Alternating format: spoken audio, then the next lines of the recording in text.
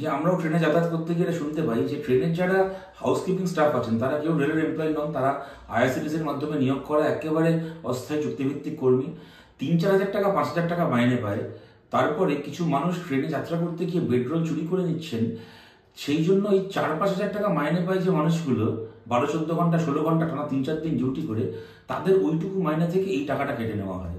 অতএব মানে এটা যারা এটা করেন, আমরা মানে রেলের অতিষ্ঠ হওয়ার কারণ রয়েছে, কিন্তু আমরা মানুষের কাছে আবেদন করতে পারি যেটা আপনার কাছে খালি একটা চুরি করার আনন্দ, সেটা কিন্তু অন্য একজন মানুষের কাছে মানে হয়তো তার মানে সন্তানের স্কুলের মাইনেটা এর ফলে আটকে যাচ্ছে, কি তার হয়তো মায়ের চিকিৎসার ওষুধটা এর ফলে আটকে যাচ্ছে। সুতরাং এইটুকু মানে এত নিচে বোধহয় আমাদের না নামলেও চলে।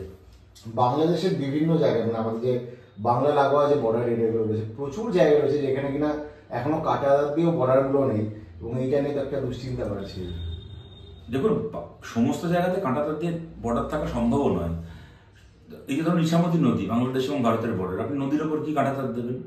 সুতরাং এরকম বহু জায়গা রয়েছে যেখানে কাঁটাতার রয়েছে, কিন্তু এপারের মানুষ তার জমি আছে ওপারে, ওপারের মানুষের জমি আছে এপারে, তারা একেবারে সরাসরি পারমিট নিয়েই, তারা জমির কাগজপত্র নিয়েই তারা দিনের বেলা যান, বর্ডার পার করে চাষ করেন, সন্ধ্যেবেলা ফেরত যান, দুপারের মানুষই।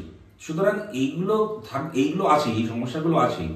আবার এরকমও ঘটনা বহু জায়গাতে সরকারের, পশ্চিমবঙ্গ সরকার জমি অ্যালট করছে না বলে বর্ডার ফেন্সিং করা যাচ্ছে না, এইটা সত্যি।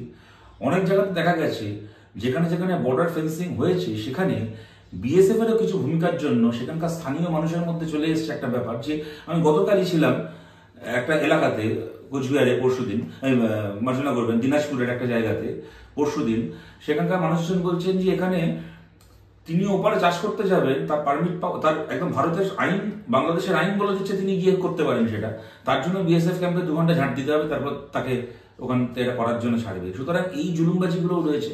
এগুলোর ফলে অনেক জায়গায় দেখা যায় যে ফেন্স দিতে গেলে স্থানীয় মানুষ সেখানে আটকাচ্ছেন, যা কিনা খুব সমস্যার। এটা দেশের নিরাপত্তার পক্ষে খারাপ, এটা দেশের স্বার্থে অবশ্যই যেখানে যেখানে ফেন্সিং সম্ভব সেখানে সেখানে ফেন্সিং দেওয়া দরকার। সুতরাং এই সব দিক বিবেচনা করেই আমার মনে হয় যে কেন্দ্রের সরকার এবং রাজ্যের সরকার, তারা তাদের মধ্যে রাজনৈতিক বিরোধ যাই থাক না কেন, অ্যাডমিনিস্ট্রেশনের প্রশ্নে, দেশের হিতের প্রশ্নে তাদেরকে একটা জায়গায় এসে এই সমস্যাগুলোকে অ্যাড্রেস করে যতটা দূর সম্ভব ফেন্সিং করার তা করতে হবে, এবং সব দলকেই এক্ষেত্রে সরকারকে সাহায্য করতে হবে। চুঁচুড়া পৌরসভায় লাস্ট বিগত অনেকদিন ধরে মানে একদম শীর্ষে রয়েছে। এখন যারা কিনা ওখানে রয়েছে, যারা কর্মী, তারা মানে জল, বিদ্যুৎ, জঙ্গল শাখা বিভিন্ন দপ্তরের কর্মীরা পুরো কাজই বন্ধ রেখে দিয়েছে। দেখুন, কাজ বন্ধ রেখে দিয়েছেন, এখন ওনাদের দাবি হয়তো হচ্ছে যে ওনারা টাকা পাচ্ছেন না, মজুরি যে পাওয়ার কথা পাচ্ছেন না, কাজ বন্ধ রেখেছেন। এখন ঘটনা হচ্ছে যে পুরসভা, খালি চুঁচুড়া পুরসভা বলে না, গোটা পশ্চিমবাংলার সমস্ত পুরসভায় আপনারা দেখবেন, পঞ্চায়েতে আপনারা দেখবেন, পার্মানেন্ট কর্মী নিয়োগ বন্ধ, কন্ট্রাকচুয়াল লোক দিয়ে চালানো হয় পুরসভাগুলোকে। একই কাজ করার জন্য যার 20,000 টাকা 22,000 টাকা মাইনে হতো, সে পার্মানেন্ট হলে কন্ট্রাকচুয়াল কর্মী 5,000 টাকা 6,000 টাকা দিয়ে কাজ করানো হয়। এবং তাদের কাজ মানে হচ্ছে তোমাকে তৃণমূলের মিটিং মিছিলে যেতে হবে, তৃণমূলের জমায়েতে গিয়ে ভিড় করতে হবে।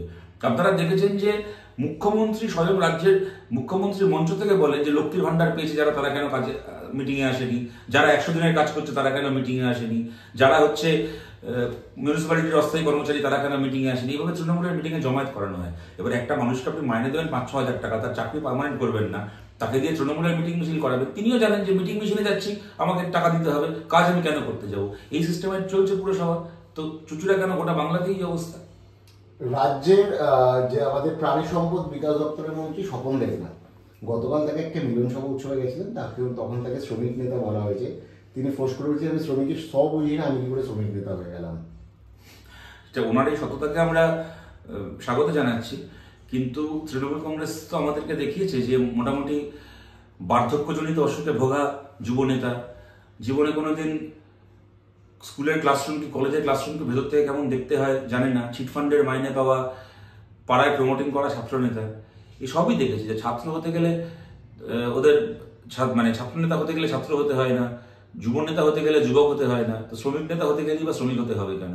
গোটা তৃণমূলই এই সিস্টেমে চলে। তবু উনি যে সৎভাবে সেটাকে বলেছেন, এটা ভালো কথা বলেছেন। তৃণমূল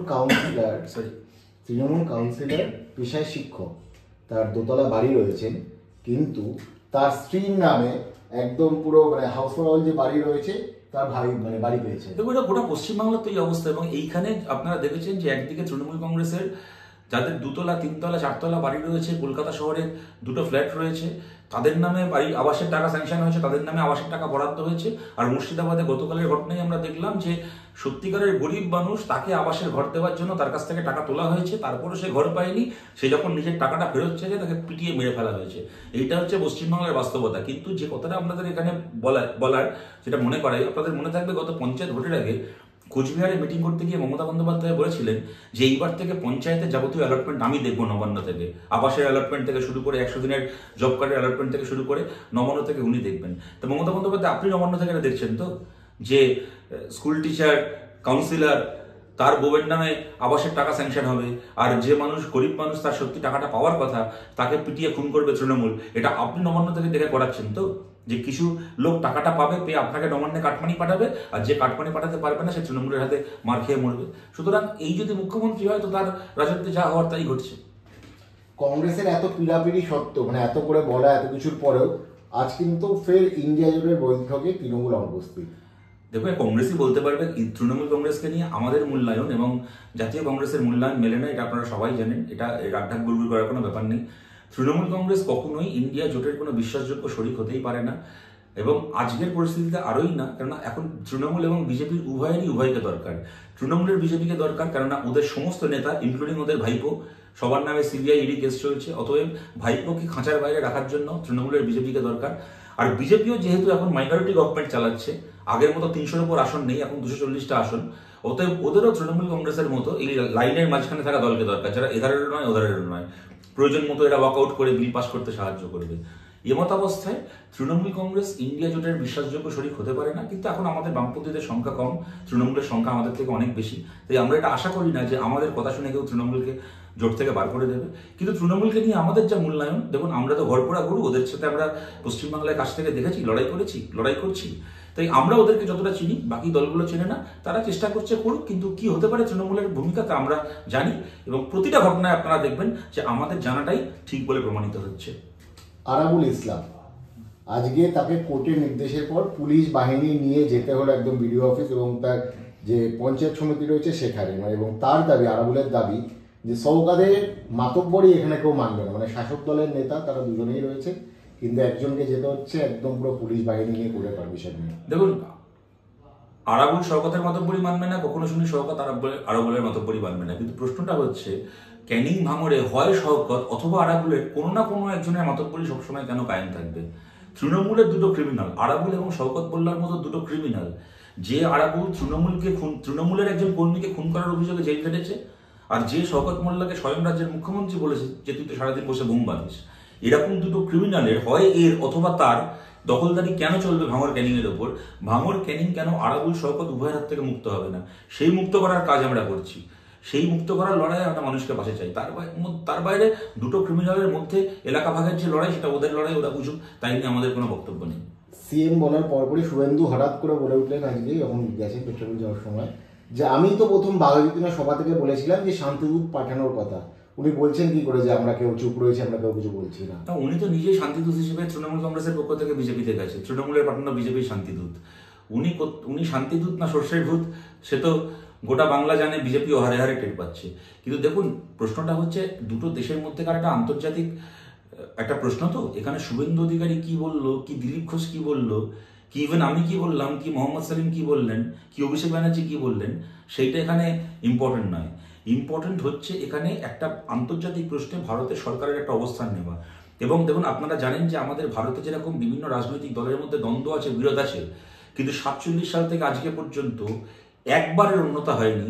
যখন দেশের সম্মানের প্রশ্ন এসছে তখন ভারতের সমস্ত বিরোধী দল একসঙ্গে সরকারের পাশে দাঁড়িয়েছে, যে যখনই বিরোধী থাক না কেন। ইন্দিরা গান্ধীও সেই প্রশ্নে অটল বিহারী বাজপেয়ীকে পাশে পেয়েছেন। আবার বাজপেয়ীর জমানাতে যখন কার্গিলে যুদ্ধ হয়েছে তখন গোটা ভারতের বিরোধী দল তারা বাজপেয়ী সরকারকে বলেছে যে আপনি দেশকে রক্ষা করুন, সব রকমভাবে আমরা সঙ্গে আছি। সুতরাং আজকে আমাদের দেশের পতাকাকে যখন অপমান করা হচ্ছে, এখানে ভারতের সরকার কোনো কথা বলবে না? একটা রাজ্যের বিরোধী দলের নেতা সে এখানে হিন্দু মুসলমান খেলবে? আজকে মানে বাংলাদেশের বর্ডার তো একা পশ্চিমবাংলার সঙ্গে নয়, আসামের সঙ্গে বর্ডার রয়েছে, ত্রিপুরার সঙ্গে বর্ডার রয়েছে, ওগুলো বিজেপি শাসিত রাজ্য, ওখানে বিজেপির মুখ্যমন্ত্রী আছে, তাদের কি বক্তব্য?